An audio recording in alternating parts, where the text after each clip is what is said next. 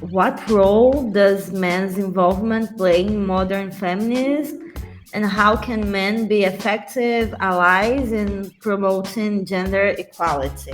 This is such a good question. Yeah, I could talk for hours on this, but I think the most important thing for guys to do in terms of feminism is to first acknowledge that there is a difference between guys and women and how they're treated. So the first thing they need to realize is that they do have a privilege and that they are more privileged in society, like the pay gap and just generally how they're treated, how they are safe to walk alone at night, whereas women don't often feel safe to go out at night alone. All those kind of things. I think the main thing is they just need to see that, they need to acknowledge it. And then a huge thing that they need to do is when they see their friend maybe interrupting a woman or like treating them like an object or things like that, then just to speak out and say to their friend, like, that's not cool, we don't do that. I think that's really important because a lot of the time a guy, if he's very sort of toxic masculine, he won't listen to women. So if women say, like, I think you're being a little bit rude or you keep interrupting me, please don't, they might be like, yeah, it's just a woman saying that. But if a guy were to say, look, cool, maybe they'll listen as it is. I agree with you.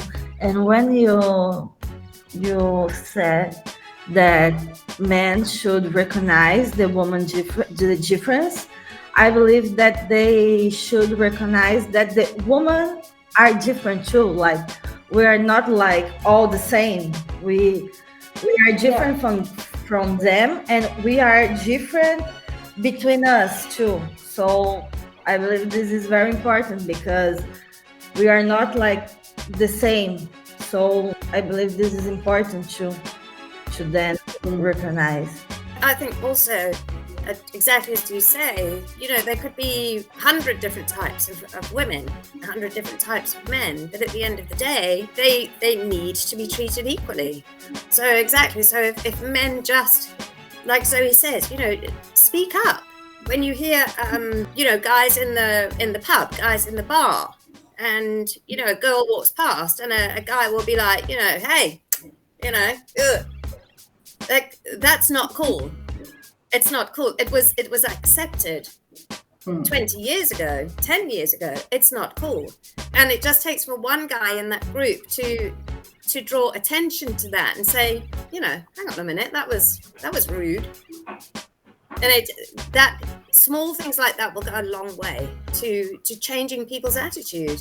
I believe so. Here in Brazil, we have a type of men that we call esquerdomacho. I don't know how to say this in English, but this guy that is very ally and very polite, and he represents between women, be very ally, but when he's between the guys, he do nothing. So like, it's very easy, like, be an ally just with a lot of women, and without the guys, you just like passa pano. I don't know how to say in English this expression too. I have no idea how to say that. Isabel, Hannah, how can we explain this to Zoe and Cindy? Passa pano. We don't have that expression in English at all. To sugarcoat something. That's the expression. Oh, yeah. Okay. Yeah. Right. Yeah. Like, don't sugarcoat, be coherent. Coherent. Be a true ally. Yeah, it also it takes guts. It takes character for a man to stand up in front of his friends. It's the same with, like you say, with homophobia, with racism. It's exactly the same. It's not always easy to stand up against your friends.